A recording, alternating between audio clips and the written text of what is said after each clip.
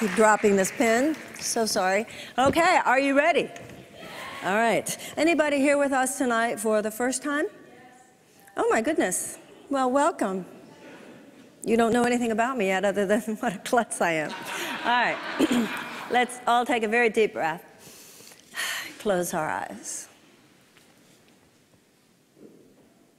We see in the middle of our mind a little ball of golden light.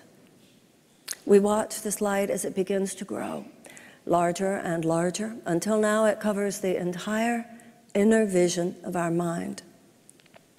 We see for ourselves within this light a beautiful temple. We see a garden that surrounds the temple and a body of water that flows through the garden. We see that the inside of the temple is lit as well by this same beautiful golden light. And here we are, for we have been drawn together by the power and in the presence of God. We devote our time spent together, all of our relationships and experiences together to Him.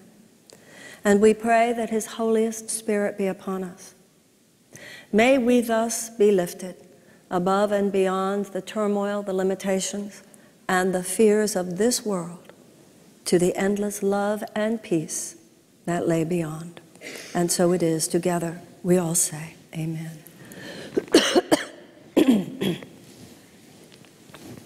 The events of the world today particularly are so heartbreaking. We remember in our thoughts and our prayers the people in Syria who have just gone through this horrible gas attack, and people in Russia who were attacked on their subways, and mudslides in South and Central America. We remember such things and we talk about them often. We do what we can and we hold all who suffer in our hearts and prayers. Tonight we are talking some very basic Course in Miracles. And I want to begin with a lesson that is repeated. Not many of them are, just one or two. And this one is, I am as God created me. Now, the basic idea here is that every problem in the world stems from the fact that we have forgotten who we are. This planet, the consciousness of humanity, is dominated by a thought system. That thought system tells us that we are not who we actually are, and that we are who we actually are not. That confusion about our actual fundamental reality and identity is so strong, it is so powerful, that it knocks us completely out of our alignment with any natural knowing of ourselves, of each other, or of our place in the universe. This is what Lesson 94 says. Today, we continue with the one idea. That idea is, I am as God created me. Today, we continue with the one idea that brings complete salvation. Now, let's stop right there, because some of you might go, whoa, that's such a Christian term. Well, it's also a Jewish term, actually. The idea of salvation is a Judeo-Christian term. But let's talk about what that means from a metaphysical perspective. The only thing to be saved from is our own insanity. Everything that we experience in life is a product of our thoughts. So if you want to be, quote-unquote, saved from all the horrible things in the world, since the things in the world are the effect, the cause of which is our consciousness, and since, as the Course in Miracles says, the law of cause and effect is the primary building block of the universe. It is a law of God. God's laws do not change. God will not violate His own laws. And cause and effect was actually set up for our protection, because it guarantees that as long as our consciousness is aligned with spirit, truth, love, holiness, goodness, then that is what we will manifest in the world. But you can't go up to the screen at a movie and try to change the plot by somehow manipulating the screen. So salvation means the process by which the Spirit of God dismantles our insane thinking. And enlightenment is a shift from the thought system of fear. It's unlearning the thought system of fear that dominates this planet and accepting instead a thought system of love, which is the mind of God, the mind of His Spirit within us. Today we continue with the one idea which brings complete salvation. The one statement which makes all forms of temptation powerless. So then what's temptation? I'm tempted to forget who I am. I am tempted to identify with my body rather than my spirit. I am tempted to believe all kinds of lies and falsehoods and illusions of the world. But remembering I am as God created me makes all forms of temptation powerless. The one thought which renders the ego silent and entirely undone. Now the ego, according to the Course in Miracles, the way the word is used, is the false belief about who we are. The Course in Miracles says you are spirit.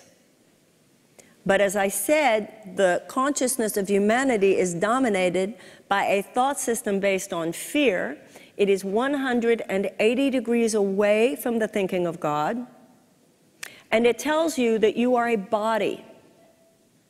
You are a body. Your whole being is encased within this physical structure. And then the ego says, of course, that since you are your body, the birth of your body was the beginning of your life. And if you are a body, then the death of your body is the end of your life. The Course in Miracles says that enlightenment, which is, as we said before, the relinquishment of a thought system based on fear, is a shift in self-identification, because that's what we're talking about tonight. Who is myself? Enlightenment is where we shift from body identification to spirit identification. From I am a body and all of the attributes of my body are what define me and make me who I am, to I am spirit.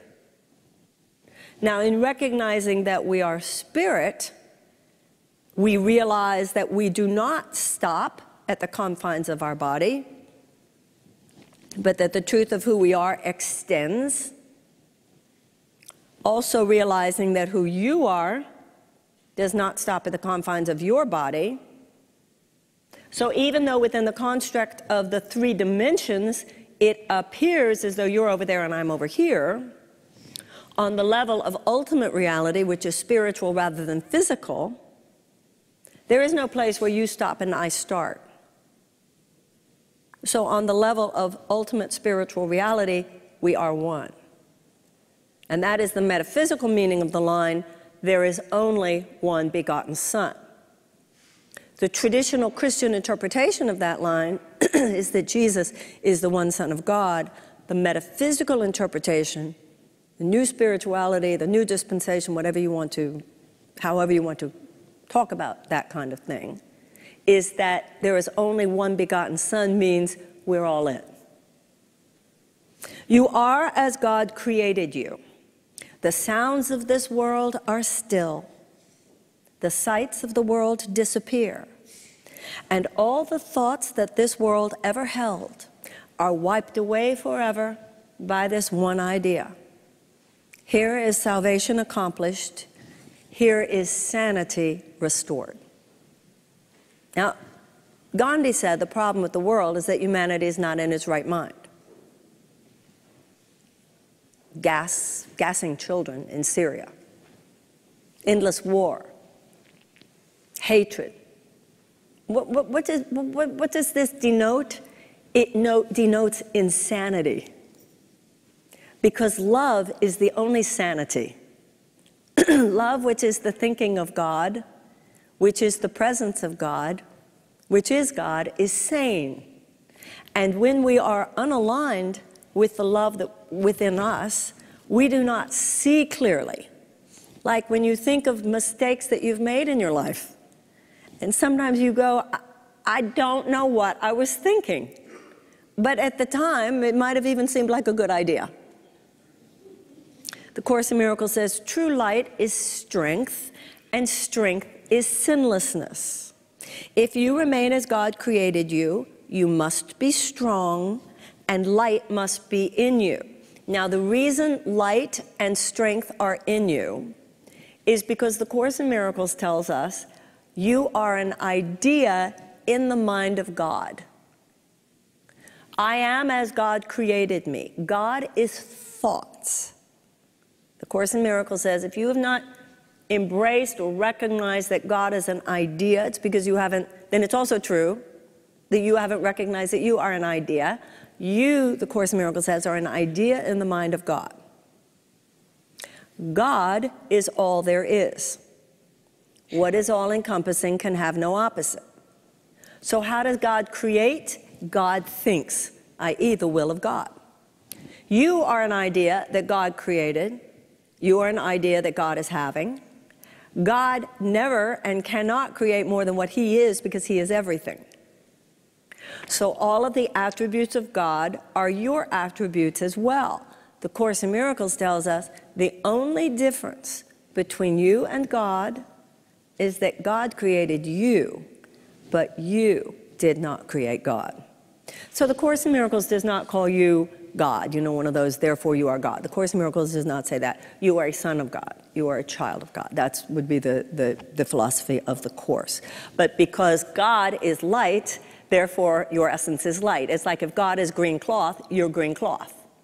God is all-powerful, so the real you is all-powerful. God is light, so the real you is light. He who ensured your sinlessness must be the guarantee of strength and light as well. You are as God created you. God cannot obscure the glory of God's Son. Oh, I'm sorry. Darkness cannot obscure the glory of God's Son. You stand in light, strong in the sinlessness in which you were created and in which you will remain throughout eternity. Now, let's talk about sinlessness now. So, the Course in Miracles says that God is perfect. God is all there is. So when God creates, God is extending. It's an extension of a thought. And God being perfect means you, the real you, are perfect. Now, this is not one of those, oh, you can't make a mistake. Oh, yes, you can. But you make a mistake when you forget who you are. And when you forget who you are, become blind to who you are, that which you are was not obliterated in that moment, because what God created is eternal, and what is eternal cannot be uncreated. So in the moment when I behave like a jerk, where is the real Marianne? If Marianne is all loving and I behave like a jerk, what happened to the real Marianne in that moment? Did I uncreate the real Marianne? No. The Course in Miracles says I don't have the power to uncreate the real Marianne. The real Marianne is like a computer, and the real you is an undeletable file in the computer of your consciousness. The issue is if you don't bring a file down to the screen, it's in the computer, but it's not what you see on the screen. So in a moment when I behave like a jerk, the real Marianne was in the computer. It's an undeletable file, but it's not what I brought down to the screen. Why not?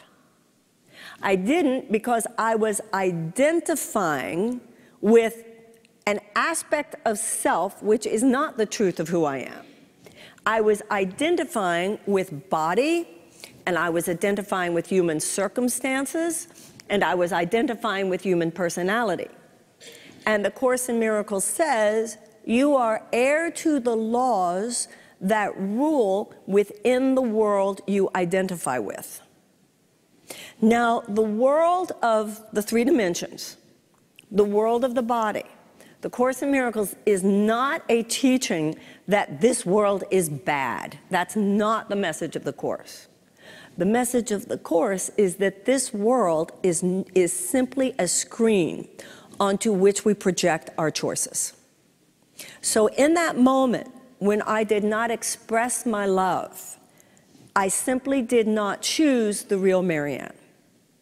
But given that I am heir to the thinking of this world and the entire consciousness of this world, the thought system that dominates this world is based on fear instead of love, I have been taught from the moment I was born, as we all were, and I have fortified in my thinking all day, every day, the thought system of an insane world, which tells me that I am not who I actually am and that I am who I am not.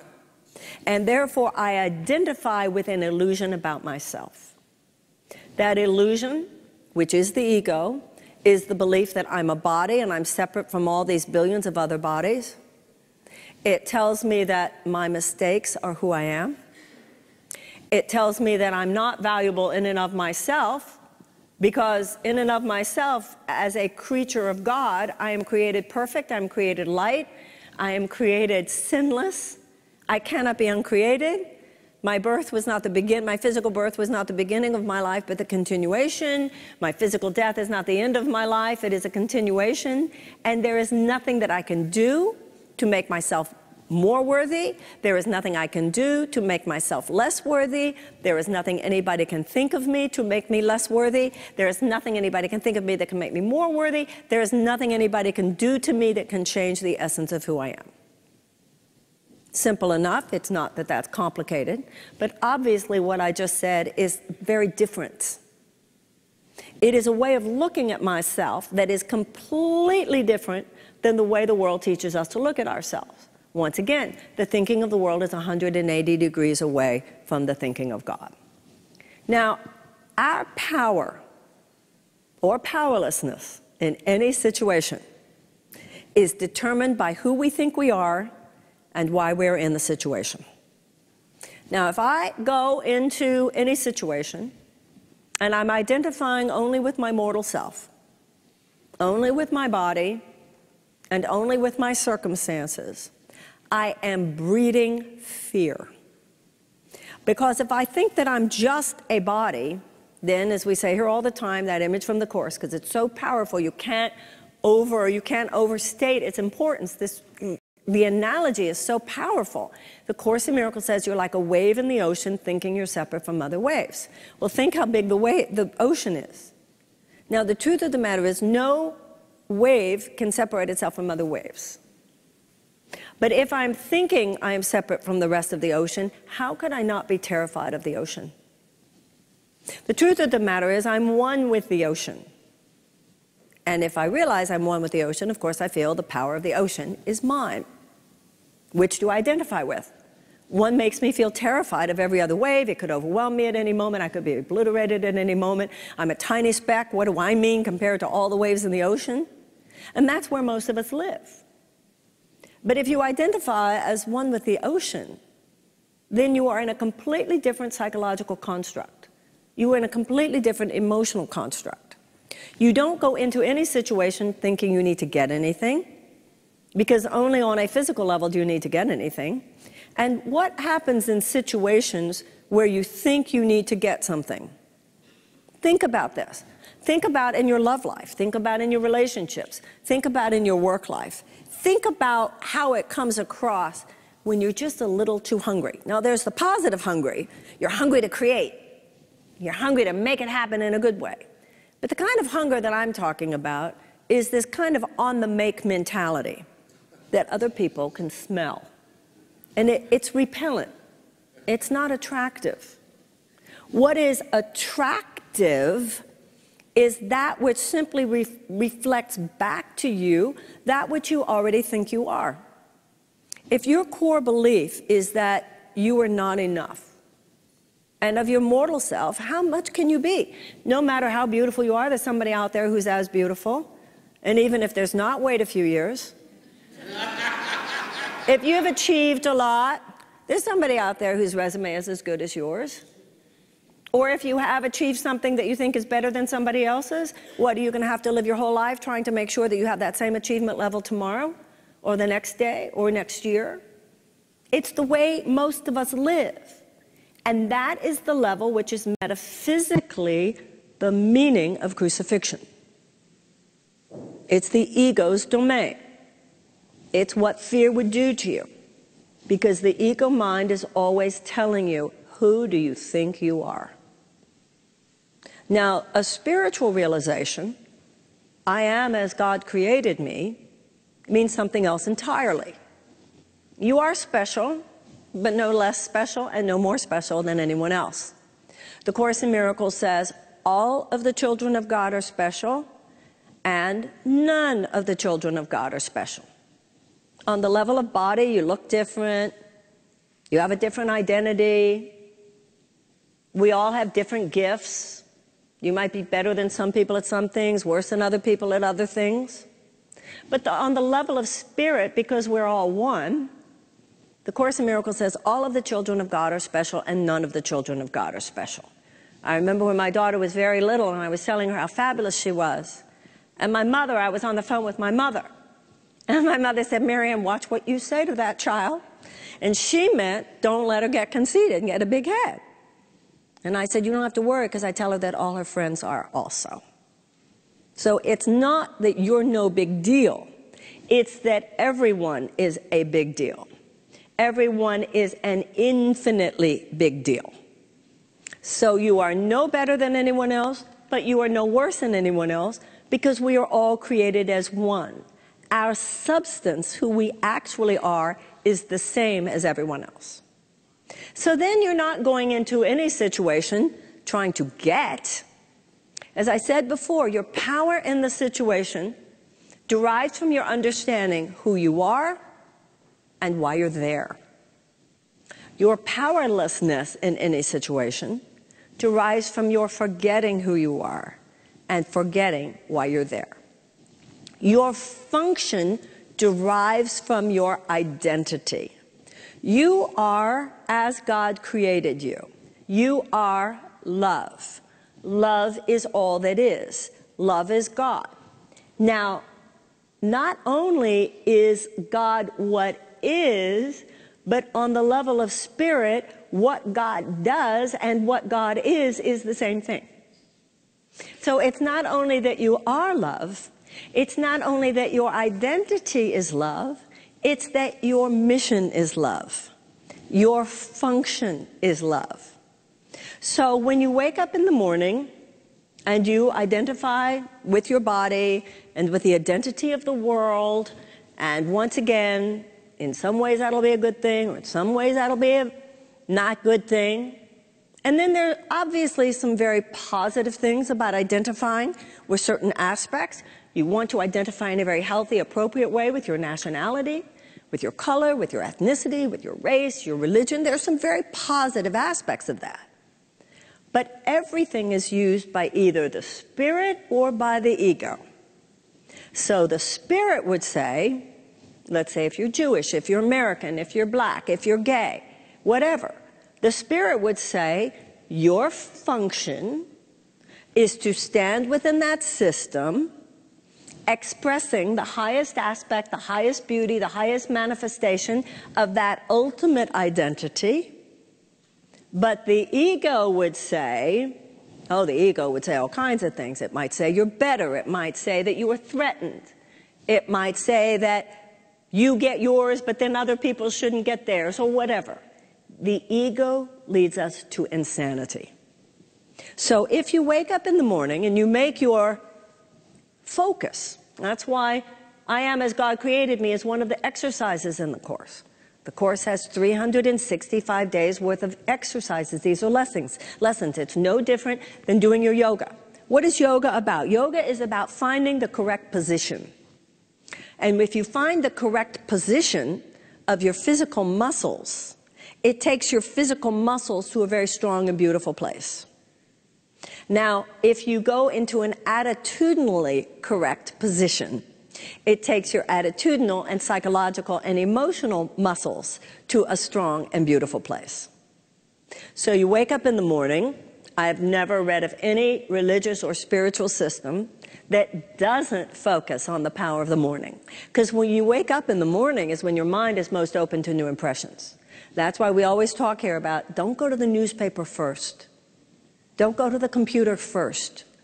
Do your spiritual work first. Course in Miracles, if the Course in Miracles lessons, which the Course says 5 minutes on that in the morning is enough to guarantee He will be in charge of your thought forms throughout the day.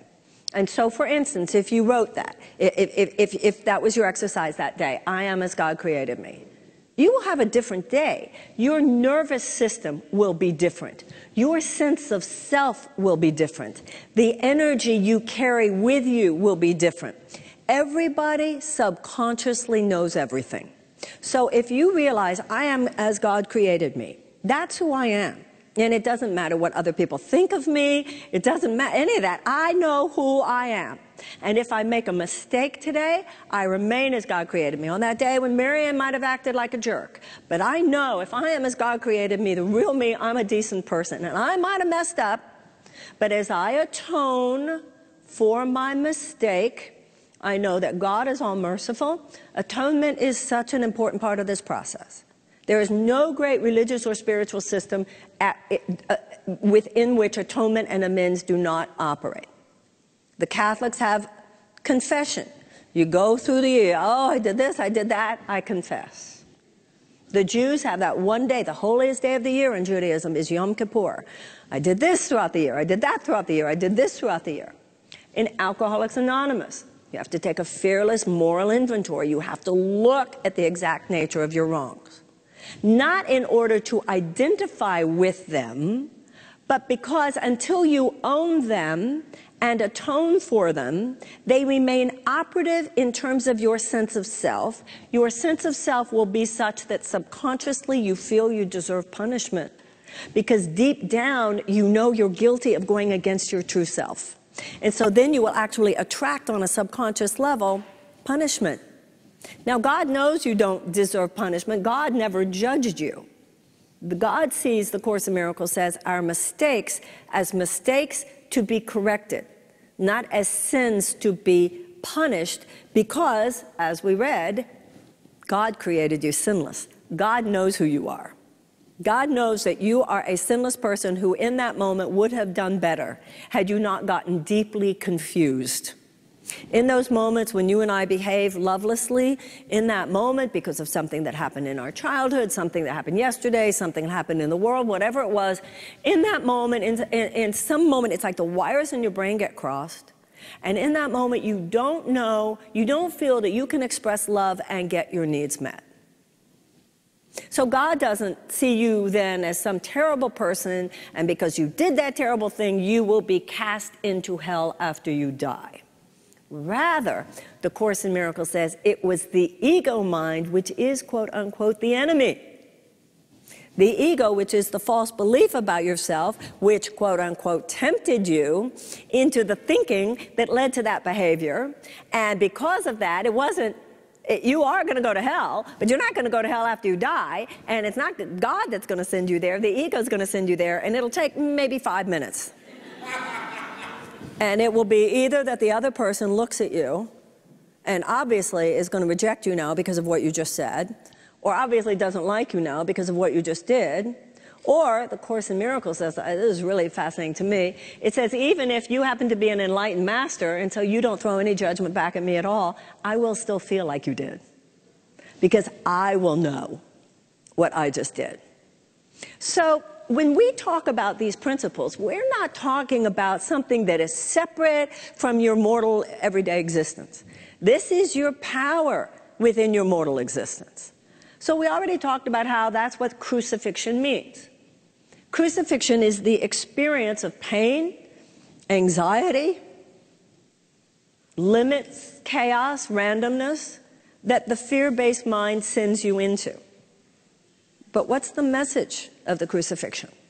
The message of the crucifixion is, number one, it's temporary because it is followed by the resurrection, and also that it had no ultimate effect. Why is that?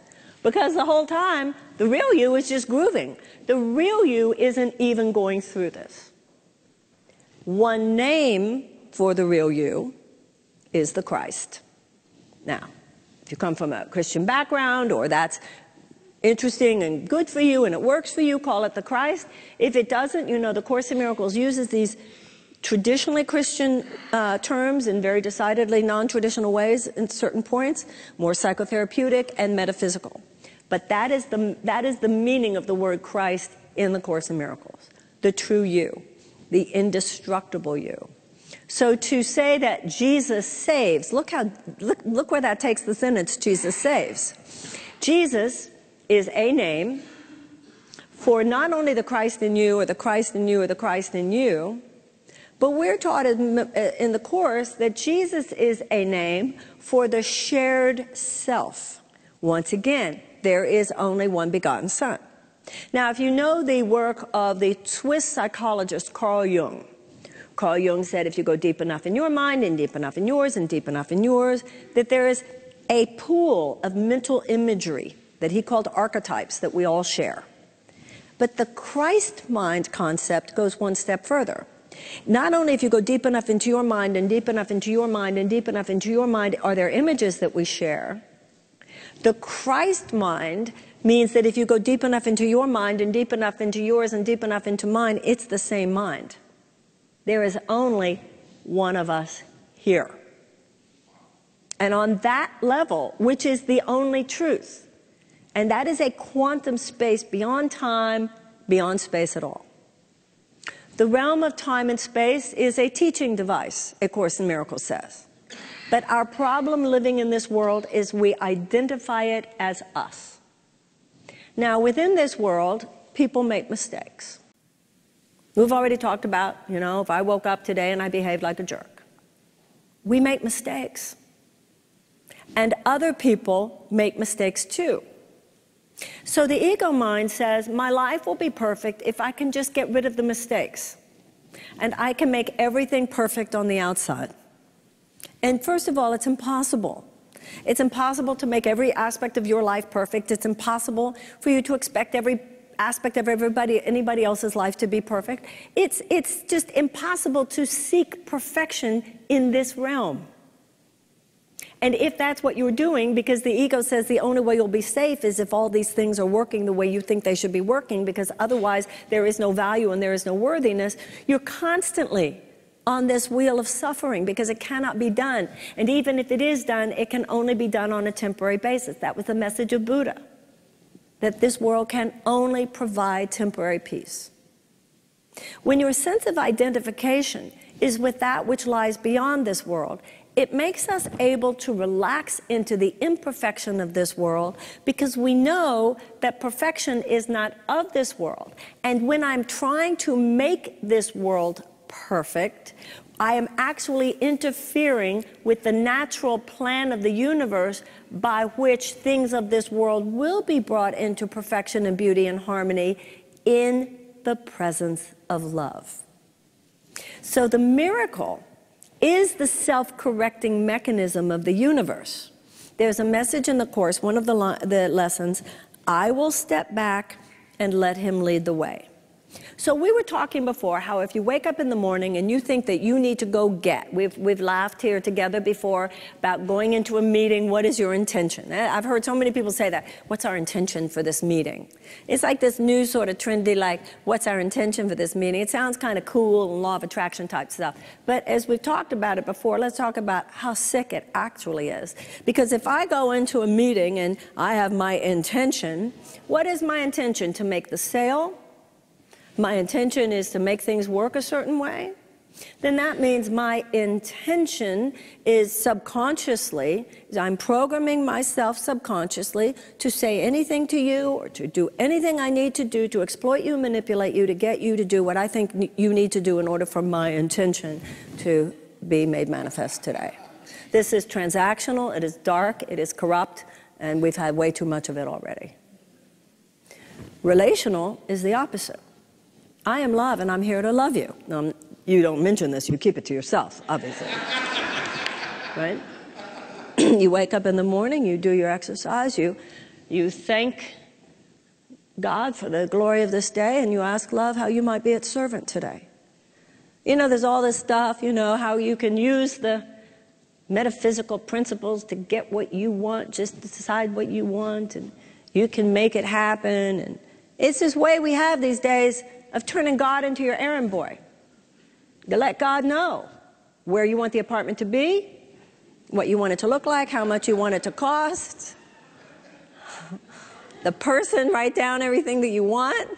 Put in there also that they're not a heroin addict, because otherwise, you know, and you basically see the tricks of the mind is there to give you what you want. That is what the Course in Miracles calls magic. It's not the spiritual mountaintop. The spiritual mountaintop is not where you're trying to use the forces of the universe to give you what you want. Because why would you even be thinking you want something if you realize you already have everything, because you already are everything? And that if something is not in your life right now that contributes to your happiness, it's on its way. It's on one of two choices. When you are aligned fully with the truth of yourself, either it's here, maybe you're not recognizing it, but it's here, or maybe you're undervaluing it, but it's here, or it's on the way. But you're trying to get it, only interferes with its path to your door. Now, the spiritual mountaintop is not where you say, I want this, this, this, and this. It's not where you look to the universe and universal principles to give you what you want. The spiritual mountaintop is where you say, how might I be of service to the universe? Not how can the universe serve me today? What could the universe possibly give you if you already are as God created you? You already are everything and you already have everything. The only problem is you forgot that, because the ego told you you're just this little thing. And so that's your core belief that you're lacking all these things. So then even if you make them happen, your core belief is still that you're lacking, so you'll come up with some other illusion of something that is an area where you're not good enough and you need more. You place yourself in devotion, you place yourself in surrender. That's the Course in Miracles. How might I be used by love today? Maybe you're an artist. Maybe you're a business person. Maybe you're a scientist. Whatever your relationships are, whatever you do, you have the same function as everyone else. Because remember, that which is true about you at a fundamental level is also the truth about everyone else. So not only is your identity the same as everyone else, but your mission is the same as everyone else's. You know, there's one particular career, it shall go unnamed, but we all kind of know what it is, where they're very big on talking about my work. My work. Like they have work. The rest of us don't have work. Well, my work. I'm really into my work. I'm thinking about my work. You are God's work. What a piece of work is man. And we all have meaningful work. You could be a mechanic and it's a beautiful work for God. You could be anything and it's a beautiful work for God. Everything is a creative work. Some people say, well, I'm a creative. So is everybody a creative. Everybody's a creative. Everybody's got meaningful work, and we all have a ministry. One of the exercises in the Course is, I am among the ministers of God. So you could be a photographer, you could be a painter, you could be a teacher, you could be a mechanic, you could be an administrator, you could be a bureaucrat, you could be a politician, you could be a lawyer, you could be a doctor, you could be a healer. No matter what you do, you're only there for one purpose. And that is that your hands and your feet and your mind, your tongue, the words that you utter, that the space that you inhabit within yourself is a space where you are so devoid of cluttering up the space by making it about you that miracles occur naturally in your presence. When Gandhi was asked, don't you want to be president of India? He said, the greatest gift I could be to my country would be to reduce myself to zero. So if you are as God created you, you experience within your mortal self a kind of divine no-thing. It's very Buddhist in feel, the empty rice bowl. To present an empty rice bowl to God, a beginner's mind. The ego has a lot in your mind. You know, when you show up at that meeting, not only do you have a lot of intention, but you have a lot of data that you're carrying with you. And that data is clutter. It's kind of like, let's say you were rehearsing, let's say you're an actor, and you're rehearsing for a show. And you have to memorize your lines. And you have to learn the part, and you have to make all these decisions. But the difference between a good actor and a great actor is that the good actor goes onto the stage, everybody's impressed, they know their lines, where they go, they give a nice, good portrayal. In the great actor, like with any great artist, something happened once the curtain went up, or something happened once the camera went on and something flowed. Something happened. You have to be willing to practice your stuff, know your stuff, and then forget it. I remember once hearing one of the greatest singers, and I won't mention who it was, definitely one of the greatest singers of her generation. And I'd heard so many amazing recordings, and she's still my favorite singer. But the night I heard her, I was not as thrilled as I expected to be. I mean, listen, she performs many, many times that particular night, maybe. But then, not too long afterwards, I heard somebody sing who was not nearly as great a voice. But because she was so much more present to the experience, it was a more thrilling performance. Something happened. Maybe her technical chops were not as great, but she took me to a place that was beyond where I was taken that particular night by the singer who was that much better. Does that make sense? Because our ability to inhabit a space where it's not about me, it's not about my chops, it's not about anything that you bring with you into the space, but rather your greatest power lies in your being able to enter into that moment without your quote-unquote self. It's like when we say, oh, he's so full of himself. She's so full of herself. It's not attractive.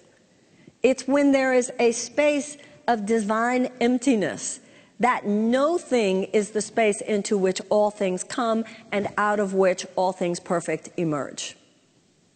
So when you realize that you are as God created me, you realize I am created perfect, and my goal in any day is to the best of my ability to live within the space of that which I already am. And that means to go into any moment with what we often call a namaste consciousness. So you don't go into the meeting with some intention to make this happen or that happen. You go in with the intention of being a blessing on everybody that you meet, every situation that you're in. And I wasn't kidding when I said, keep it to yourself. Because this is about what your consciousness is. It's not about what you say. It's not about what you do. And when we are in that place, the Course in Miracles says, miracles occur naturally. Because if you remember who you are, that you were created by God, that you are perfect love, the Course in Miracles says miracles occur naturally as expressions of love. You will know what to say. You will know what to do. It's not only that your words will be guided. Now, I'm not saying you don't have to prepare. I'm not saying you don't have to read the books. I'm not saying you don't have to educate yourself. I'm not saying you don't practice your craft and become good at what you do. Of course you do. It's that once you get there, though, I don't care how good you are at what you do. Like I said before, there's somebody else who has a resume as good as yours. You will not ultimately get hired. You will not ultimately get promoted just because of your resume. You will get hired, you will get chosen because of your resume, etc., because somebody likes being around you. Feels good. There's something in your energy. People can feel when they are being blessed. They might not know why. It's just fun when you're around. I remember many years ago when I had a bookstore, and in those days there were book reps who would travel from city to city, and they would meet with the bookseller and open the catalog and show you this is what the publisher is selling this year. And the book reps were really good at what they did, and they'd read the book and would tell you about it. And there was this one man who represented this one major publisher, and I remember I was always so happy when he came.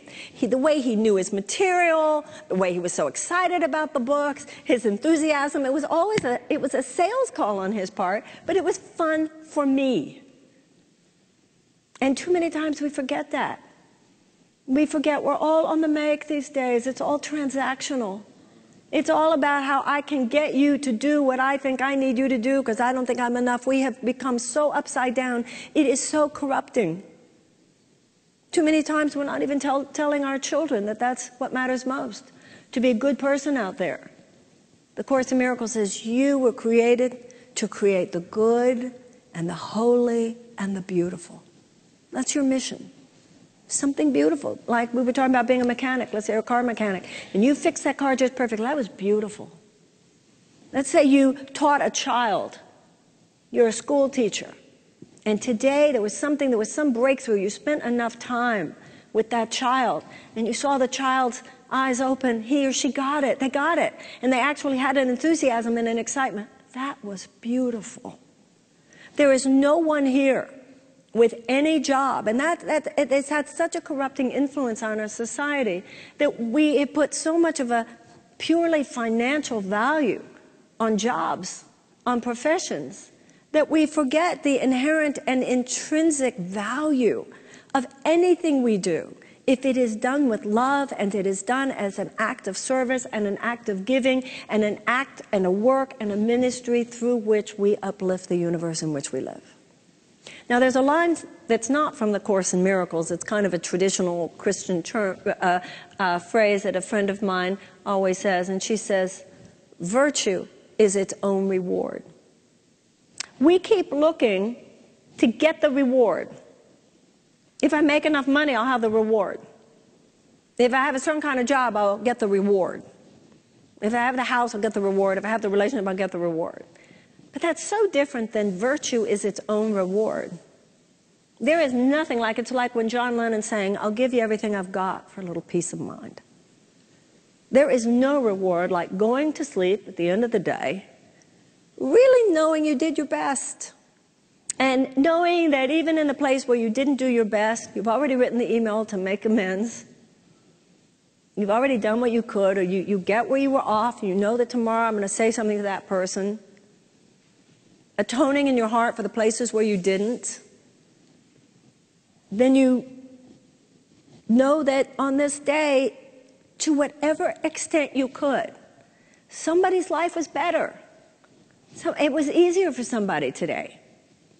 It sounds like such a small thing. It's everything. Why is everybody under so much stress these days? Why is everybody in such anxiety? Because we're all grasping.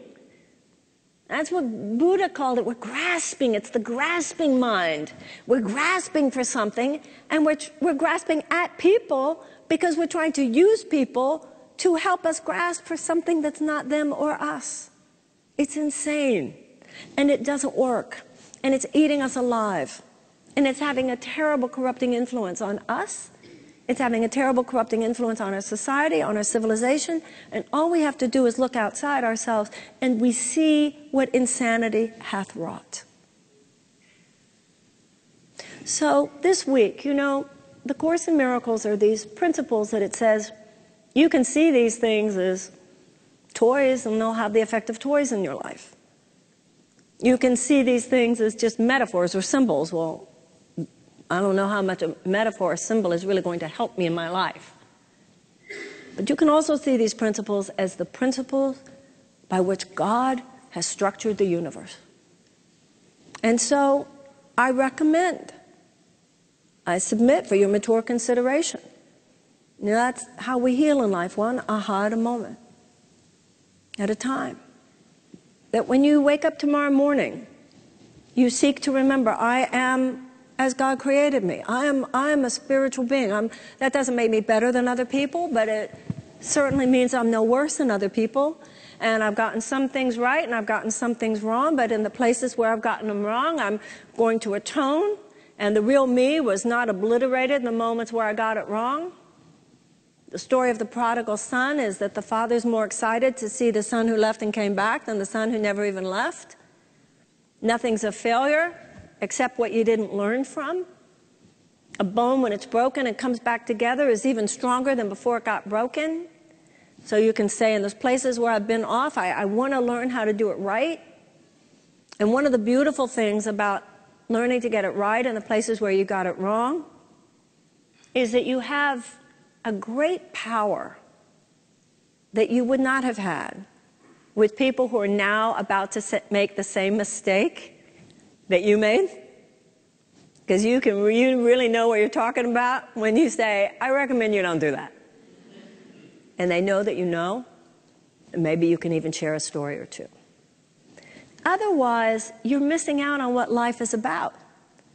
because you're trying to get something that you think is the reward. Now, the Course in Miracles says the universe is programmed for your happiness. The Course in Miracles says your function and your happiness are one. The Course in Miracles says the Holy Spirit knows what your rent is.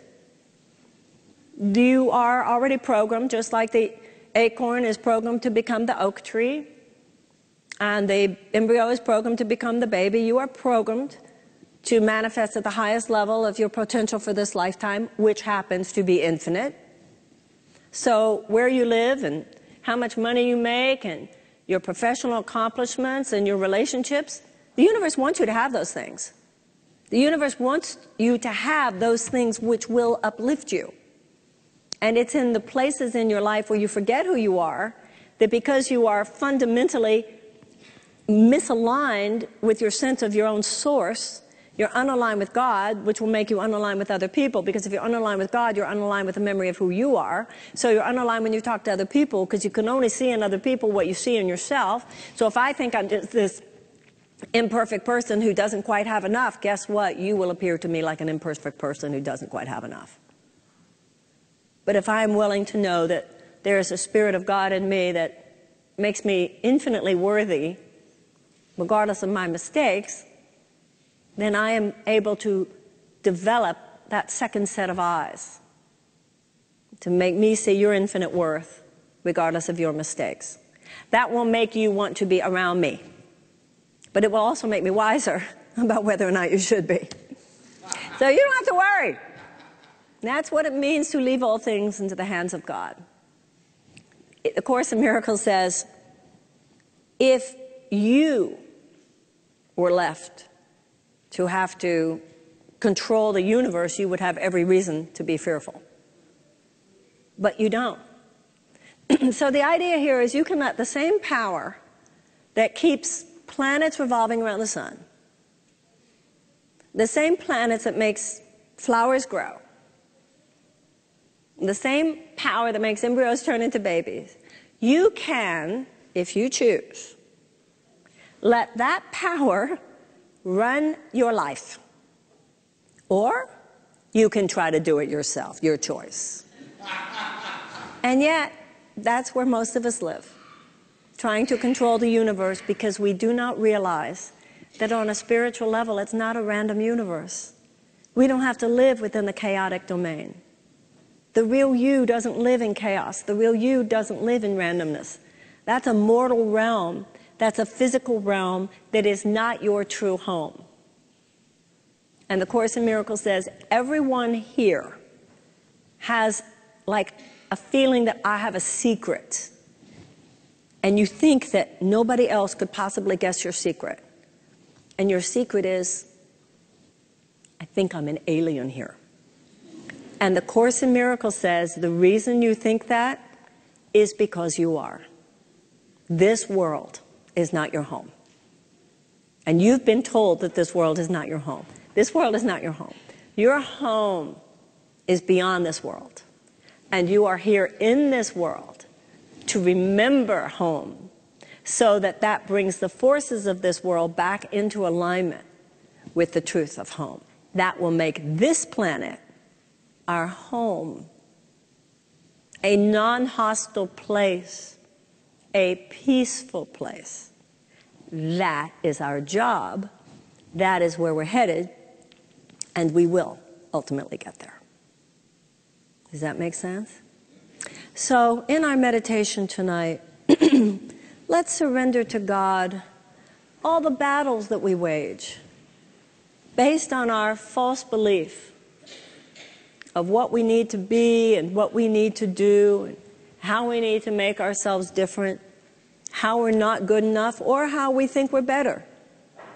And for that matter, anything that you see as your identity, which is not an identity shared with everyone else, is not the basic truth of who you are. The spirit is neither black nor white. The spirit is neither male nor female. The spirit is neither gay nor straight. Those identities, like I said, when used by the Spirit for the purposes of upliftment, are beautiful, but they are not our ultimate identity. And when you are at the mountaintop of the realization that is potential with any separate identity, that is when we see each other. Because what we see at the mountaintop is that I am more than this. So when we go into prayer, closing our eyes, relaxing into the sacred space within us, at this point, the voice for God speaks to us and illumines our mind and reveals to us things that the mortal mind can neither formulate nor decipher. In this moment, allow the hand of God to be upon you. And as you feel the hand of God upon you, allow yourself to be transfigured. All the energy and the effort that you put into making yourself better or thinking